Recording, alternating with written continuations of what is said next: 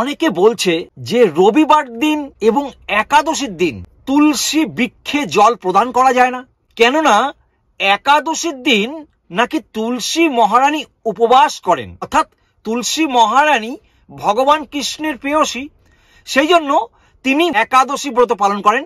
ওই জন্য নাকি একাদশীর দিন তুলসী বৃক্ষে জল প্রদান করা যায় না। এই ধরনের যারা কথাবার্তা বলছেন তারা নিজেরা কখনো শাস্ত্র প্রমাণ কিন্তু দেখাতে পারবেন না।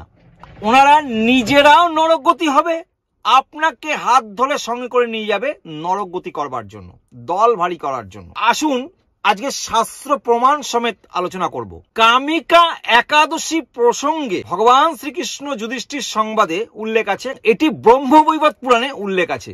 ব্রহ্মা তার পুত্র নারদমণিকে বলছেন তাকে জল সেচন করলে যমরাজও তার কাছে আসতে ভয় পায়।